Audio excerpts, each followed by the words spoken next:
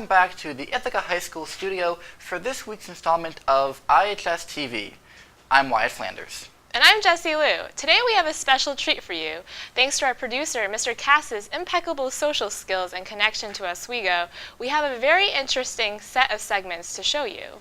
That's right. Today we're showing pieces created by students from Oswego. These pieces are part of the Oswego Ithaca GEM Project Cooperation Project. The assignment was to go out into the community and make an expose of sorts on the details that really make a community great. The gems of the community, so to speak. Students in both Oswego and Ithaca set out on this endeavor. What was really great about this project was that we, here in English Digital Media, were able to connect with students in the other community. You see, this very instant, students in digital media in Oswego are presenting WRED's top gem pieces about Ithaca, as we are going to be presenting a selection of Oswego's gem pieces. Jessie, how was it that we were able to make this wonderful connection with Oswego? To be honest, I'm not really sure, and that's why we have an interview later in the show with our ambassador to Oswego, Mr. Cass. Well, I'm really looking forward to that. But first, let's take a look at the coolest barbershop in Oswego.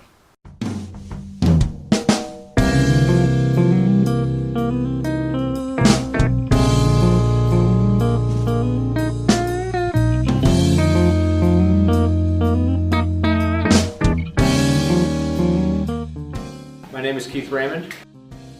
I had worked as a barber for a few years and came to love the profession, but I thought it could be done better. And Oswego definitely had a niche that had to be filled. And I also wanted to be my own boss, so it made sense to combine the two and open a barbershop. This barbershop has been a barbershop for 4 years, but we have been open here since August of 2014. We wanted to make it look a little nicer in here and a little more homemade and a little more comfortable. You know, I think we have a very organic and comfortable place for guys to come. We have tried to combine the traditional aspects of a barbershop with a more modern feel. So we wanted to bring the traditional aspects of barbering into today, which we did with the decor and, you know, the music that we play and things like that.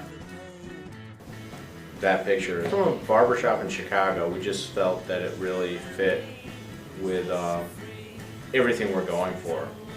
That picture is what we want to create here, mostly, you know.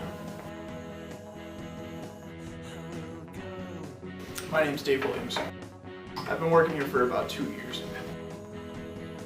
Even from a really young age, I just really like the feel and style of a barbershop. You know, it's just a bunch of guys hanging out, having fun, and getting haircuts, obviously.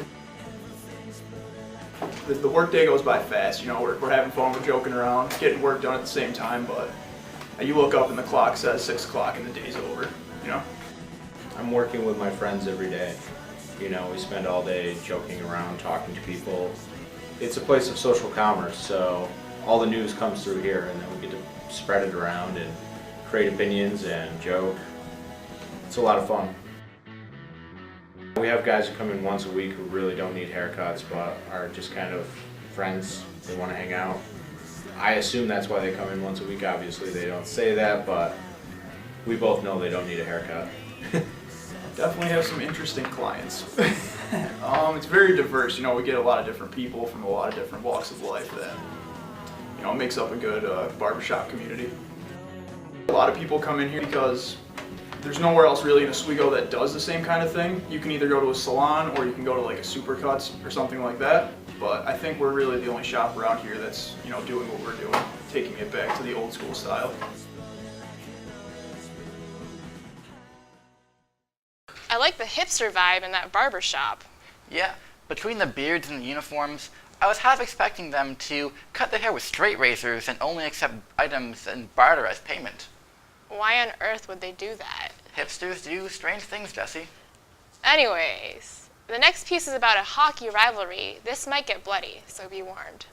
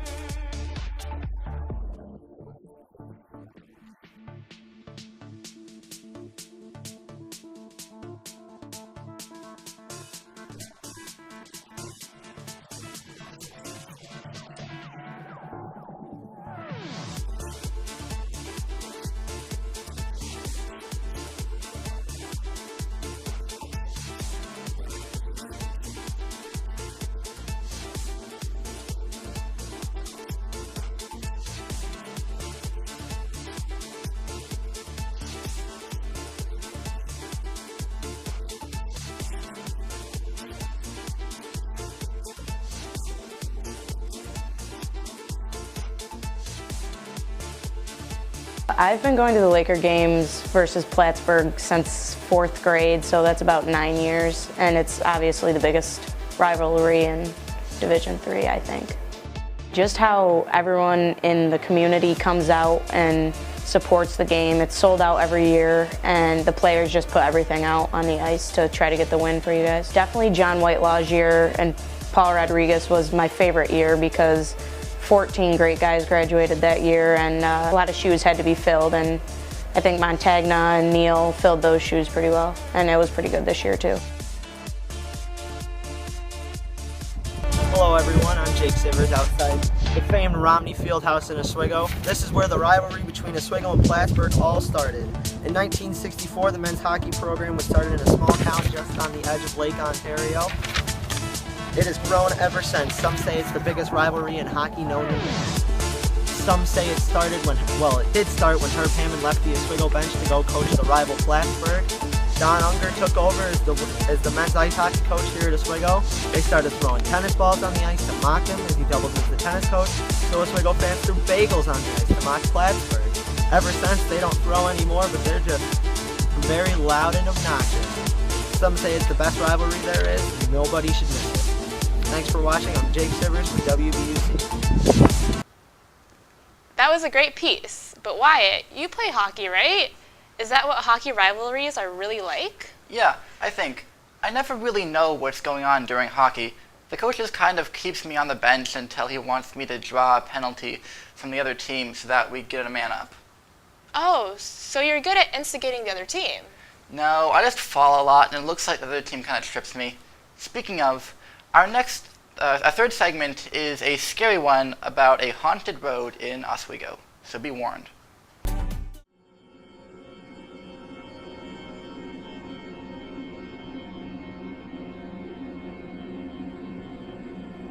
Oswego, a typical small town in central New York home to numerous family businesses, annual festivities, and a gorgeous view of Lake Ontario. Beneath the layers of small town appeal lies a darker side to Oswego. Every town has its own folklore and stories passed down from one generation to the next. Though some may have started out as just scary stories to tell in the dark, every story holds a kernel of truth. Ghost stories in particular are not uncommon to the locals in Oswego. Tales such as the hauntings at the fort that dates back to the Revolutionary War and the Tonkin House are stories everyone seems to know. However, one site remains infamous above all others, Gray Road. Though everyone seems to have different stories as to why they believe the road is haunted, the general consensus is that there is something undeniably eerie about it. A local resident who published his own story online had this to say about Gray Road. I grew up in a small town in Monetto, New York in the 1970s. One day while running with my family, my father turned down this road he considered a shortcut. It was Gray Road, a road that had two houses on it that traveled through the darkest part of the woods. When I was older, my father confessed to me that my mother and he used to park there while dating, like many other young couples did.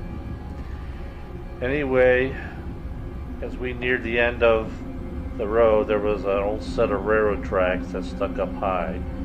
To cross, you had to go real slow. While on the tracks, I looked out the window and saw a girl in a black dress. She had no face. When I told my parents, they looked at me kind of funny and said, "You saw the ghost." At the time, I was only 5 and I had no idea what they were talking about. As I grew older, I was fascinated with seeing the ghost again. When I was 12, I finally asked my parents about the ghost. They told me the story about how in the 1940s or 50s, a young couple were parking in the road and had parked too close to the tracks. The story goes that their car was hit by a train and the female had died.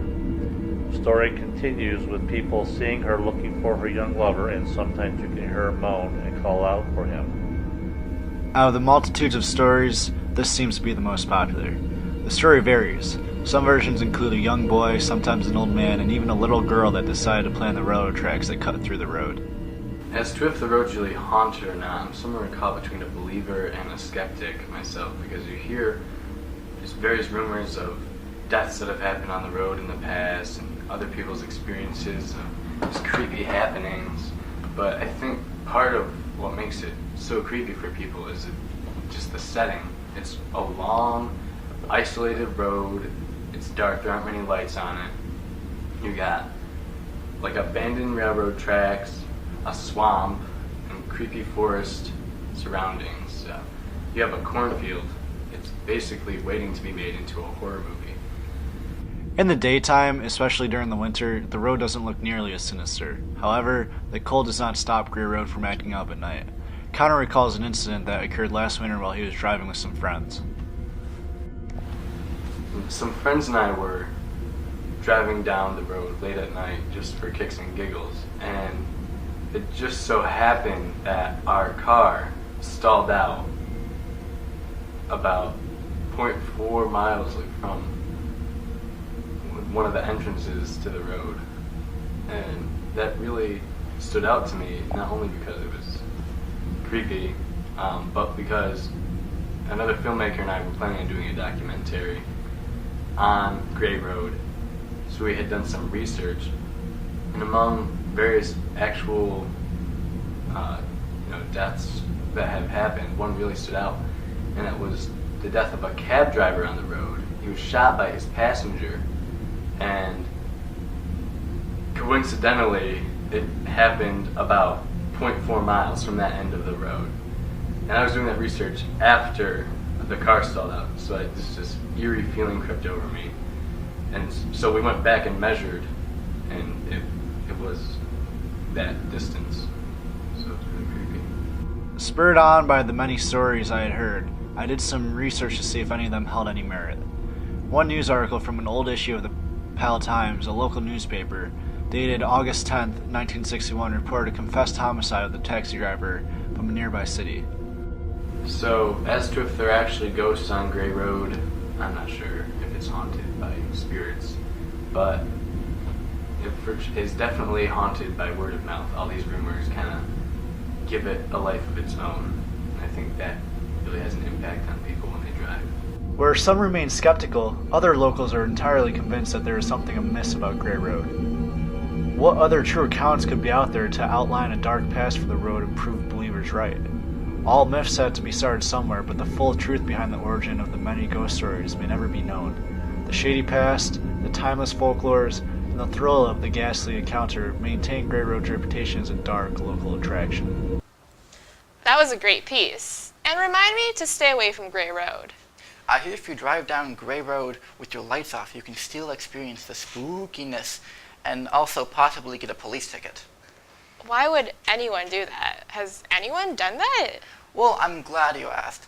Let's welcome Oswego native and dog enthusiast Steve Cass to the studio. Hello. Hi. How's everyone doing? Pretty good, how are you? Doing well. So tell us, what is your connection to Oswego? My connection. I was born and raised in Oswego. Went through school there, and grew up there. So how did you really bring this project to fruition? How did you really make that connection? The connection that I made was I actually taught at the high school there in the TV program, and when I left to come here, my friend took over the program, and we just kept that connection going, and we thought we could collaborate and get our two programs together on the same page. So what's your Oswego gem? My Oswego gem, geez. I think it's Lake Ontario. The sunsets, it's world renowned for the sunsets. It's, I believe, in like top 5 in the world. So that's my gem. Speaking of Oswego, what's your connection with some of the other pieces they mentioned, like Gray Road or the barbershop? Not so much the barbershop, but Gray Road. As a high school student, we would drive down Gray Road, lights off, just to get the feeling during Halloween. And then, there's always stories about Gray Road and how it's haunted. So that's my connection with Gray Road. Did you get arrested? No. Thanks for coming in, Mr. Cass. Well, thanks for having me. I appreciate it. Up next, we've got some positive press for the Oswego favorite, the Press Box. They're really known for their macaroni and cheese. Let's have a look-see. I think it's a good restaurant. I've only eaten there a couple times. The staff is really nice. I have no problems with that. And the food is also really good, so. The restaurants, I like that it has very good service. They make great wings. And it's like a great place for you and your family to go eat. Sports bars, you can watch all the Yankee games, Syracuse games, or any sports that you want. and a good family fun restaurant.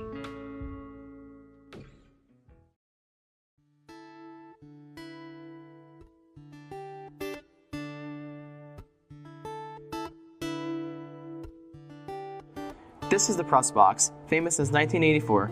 This sports bar and restaurant is on East 1st Street in the heart of Oswego.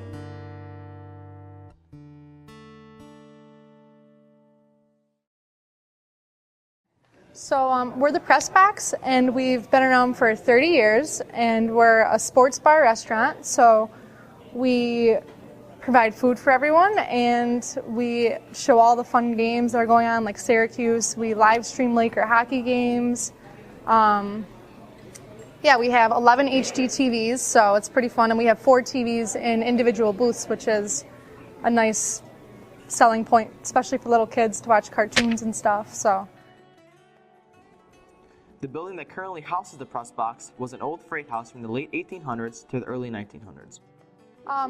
It was actually an old freight house, so there's railroad tracks in front of the building, and trains used to come up and drop off like produce and stuff, and they used to come up from the water, and then that was like in the late 1800s, early 1900s, and then in the mid 1900s it became Dorsey Distributing, which was like a beer distributor. They're actually Eagle Beverage now. They merged, and they took the whole building and they refurbished some of it, and it was a big warehouse. And then in the early 70s, it was purchased by my grandpa and my great uncle, Mike and Dom Canale, and they slowly sectioned off the building and made it different. Like, it was a gun shop at one point. There was a flower shop called the Crystal Rose at one point, and in like the late 70s, early 80s, my dad actually decided he wanted to make a bar, so they took this onto the building, and all the wooden here's from St. Mary's Church, actually. They refurbished it all, and they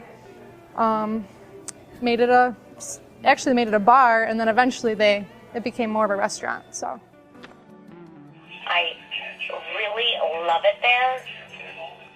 Their staff is really always exceptional. I've never, ever had a problem there. Their food is always fantastic. I've been there too. I had my own bachelorette party there. You know, I mean, they're always invested in the community. If you go there and need something as far as something for your school, they're just always nice and welcoming. what sets us apart from other restaurants and businesses, I think, is our history. And we've been here for 30 years, so we've developed a good relationship with our customers, and we really take pride in our employees and training them and making sure everyone gives the best service to every single person that walks in the door. And that's one thing we really take pride in.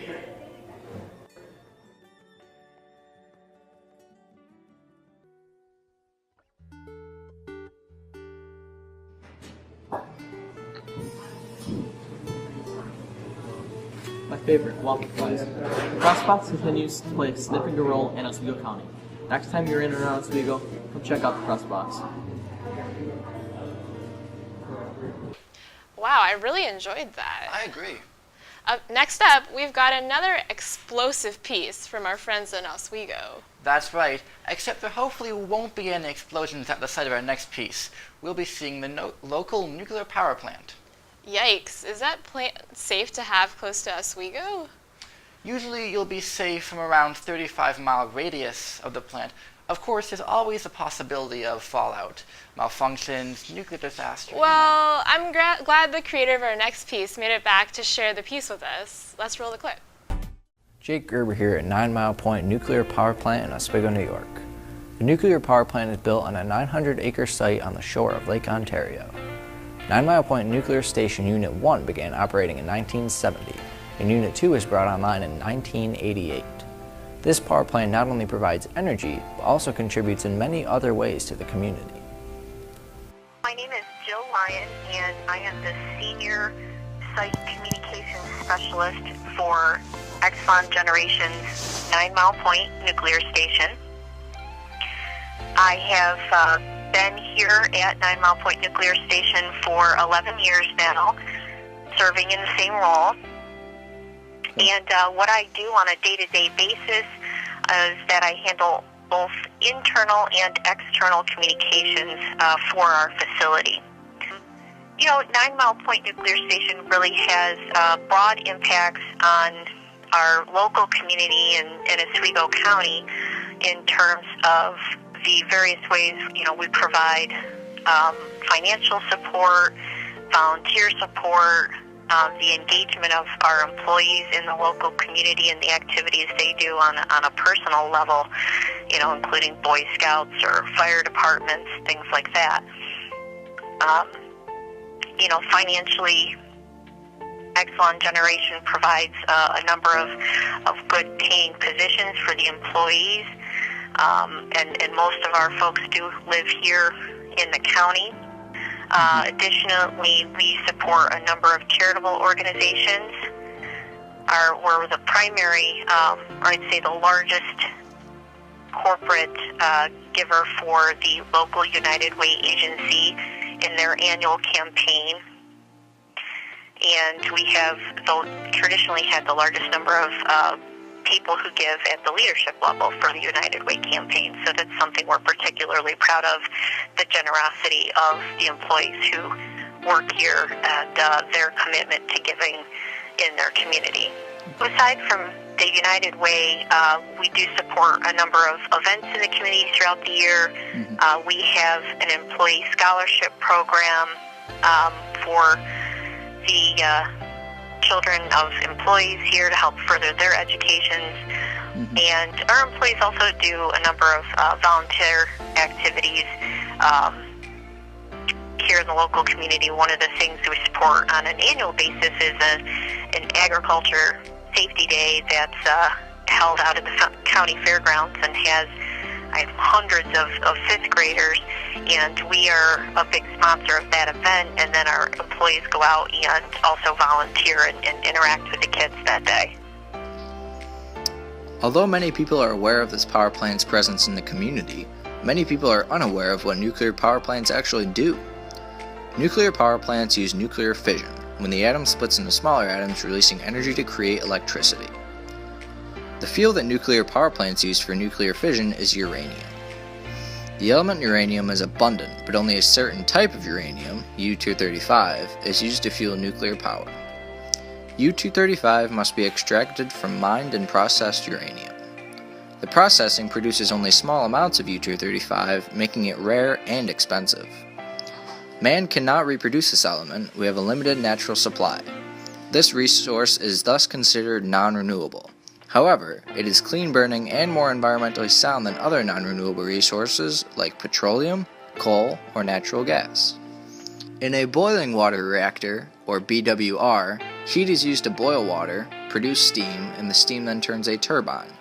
So, nuclear power plants use the heat during the fission process to produce electricity. In a pressurized water reactor, or PWR, the water passing through the reactor is not transformed to steam as it is kept under intense pressure. It remains liquid. The PWR has a steam generator on the side and channels its radioactive water to this steam generator. 9 Mile Point uses a boiling water reactor. The byproducts of nuclear production are, however, highly toxic, and there always remains a risk of nuclear meltdown such as Chernobyl. This risk is slim due to the focus on safety at nuclear power plants. I've been here for 17 years, and my job is to ensure that the workers at the station receive the right training and qualifications to be able to perform their job functions. 9 Mile Point has over 900 employees, and we generate approximately 2,000 megawatts of electricity. That's enough electricity to supply nearly 1 million American homes. We also utilize local labor, especially during refueling outages that we do every year when we bring in close to 1,000 people. This is a huge benefit for the local economy. It is evident that a lot goes on here at 9 Mile Point. Its role in the community is multifaceted, and its impact is crucial for Oswego, New York.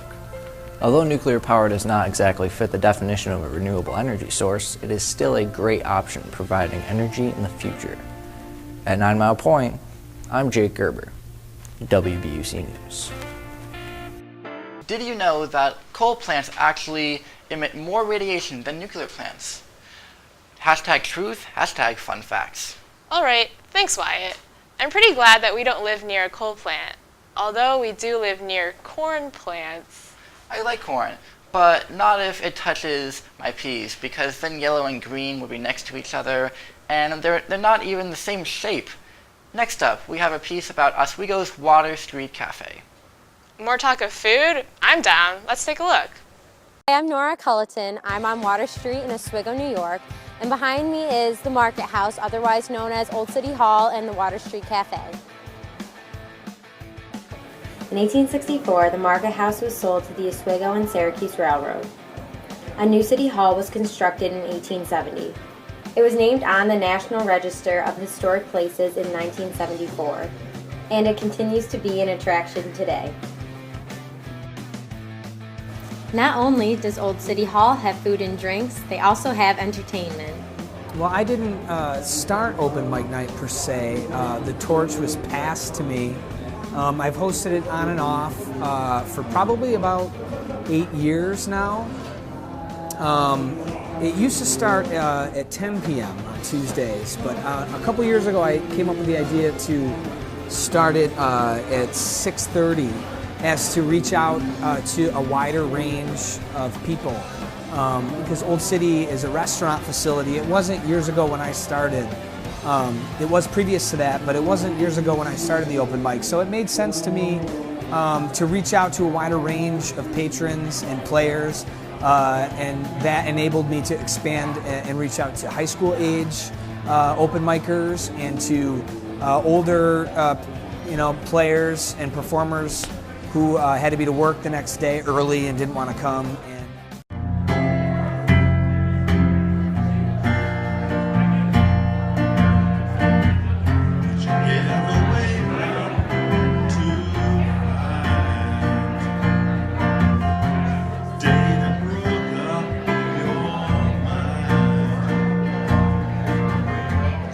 I found out about the Old City Hall open mic just from people around town and local musicians that I had known. Started coming here when I was 14, I'm 16, so it's been about roughly 2 years. I think it'll be 2 years this summer that I've been attending the open mic, and it's opened up a lot of opportunities to me. I think it was very liberating for me the first time getting up and playing in front of people, because it was something that I was so scared of doing.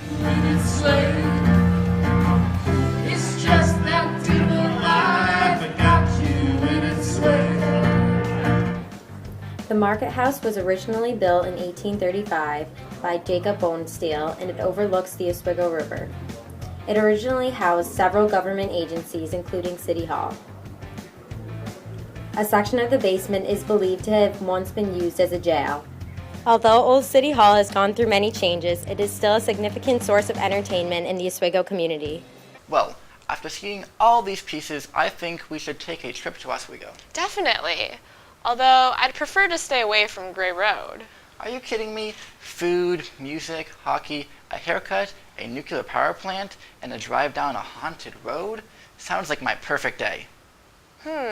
All right. I'm glad to have seen these pieces from our counterparts in Oswego.